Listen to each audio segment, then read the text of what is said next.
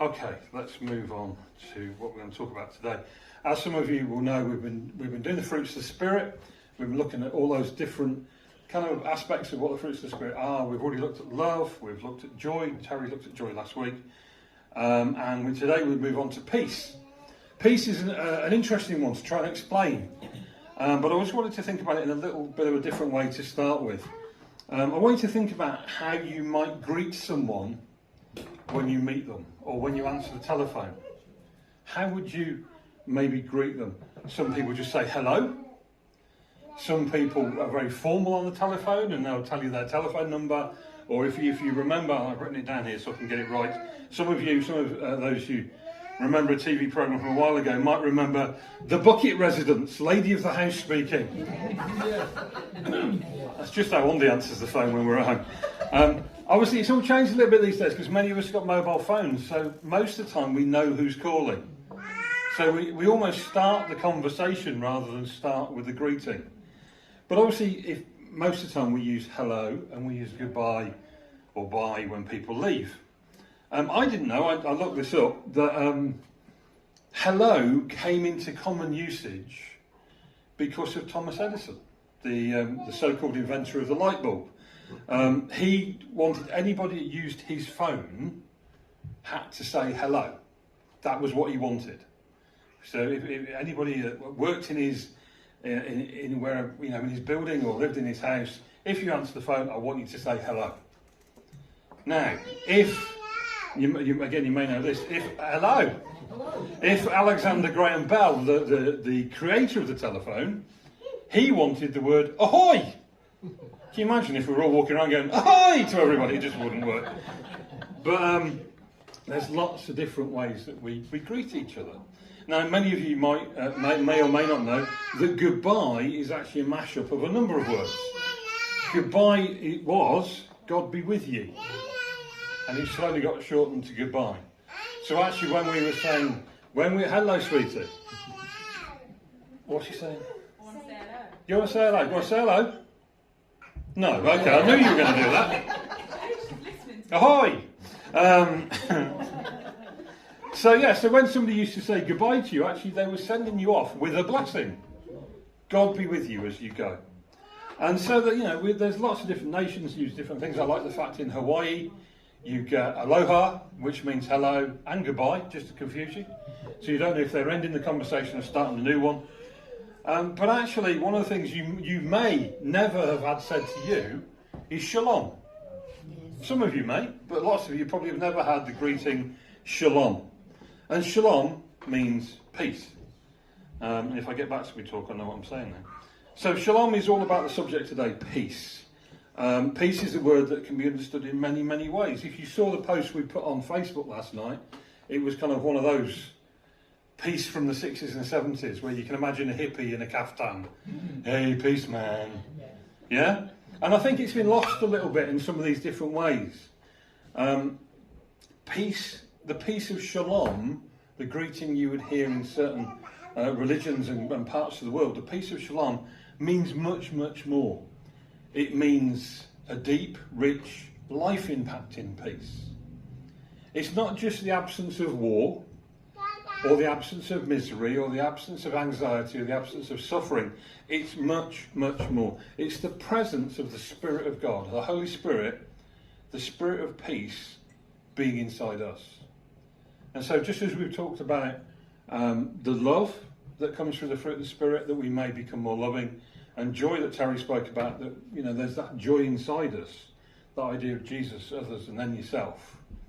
There's this peace that through being in relationship with Jesus, you can get an inner peace that actually just feels beyond anything maybe we could imagine.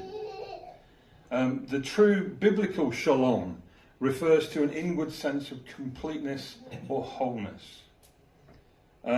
Obviously, we usually use the word peace these days in an idea of that there's no more war, or there's peace in a place. How many times have we heard the phrase peace in Northern Ireland or peace in the Middle East? It's usually very brief. But in Israel today, when you greet somebody, when you say goodbye, you say shalom. You are literally saying that may you be full of well-being. May you be full of peace. May you be full of health and may health and prosperity be upon you. So it's a lovely blessing, the same as goodbye, the idea of God be with you. It's actually a blessing as you go. And I think so many of us now, it's hi, yeah, see ya, bye, off, we're gone, we're rushing along.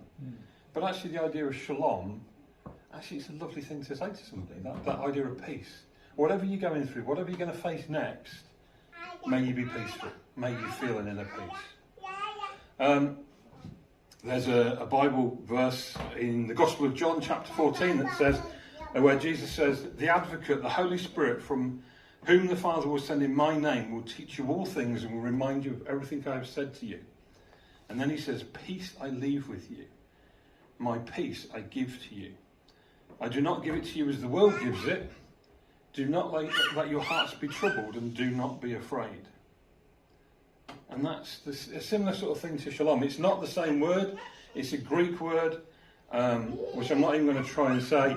But essentially, it means peace. It actually comes, if you take it further into time, the name Irene, your mum, Irene means peace.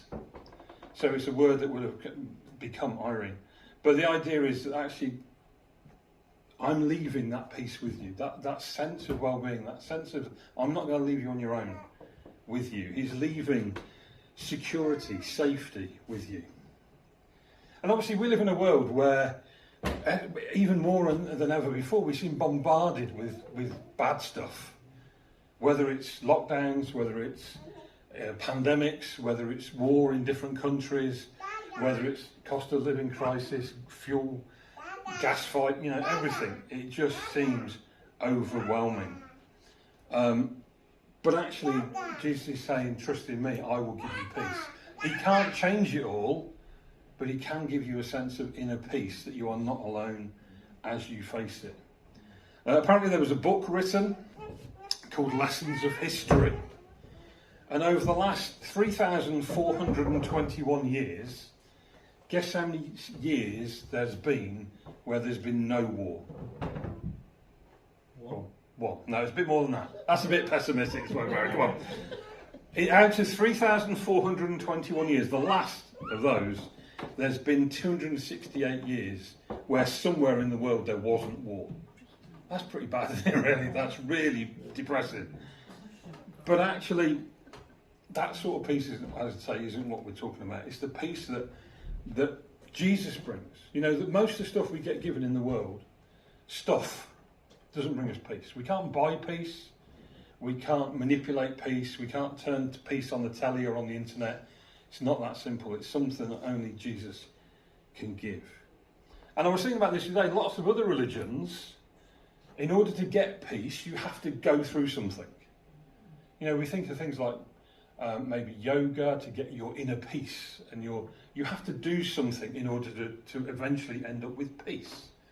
But actually that's not the case with Jesus. Jesus says, I leave you with my peace. I give you my peace. If we're in a relationship, we're friends, we're family, we're together, I'm leaving with you with something that is such a blessing. But you don't have to do anything for it. All you have to do is be with me. And so Jesus said, peace I live with you, peace I give to you. He's talking about something really profound. He's speaking of a salvation, the salvation that comes through his death, his resurrection.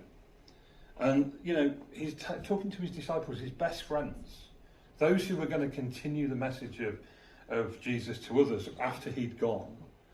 And he said, don't worry about it, I'll leave you with my peace. I'm not promising it won't be easy. I'm not promising that you're not going to face hardship, but I give you my peace. That as you go through the toughest of times, know that I am with you.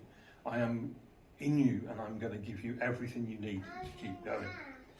Jesus' peace is real and present, and it's available to all who know him.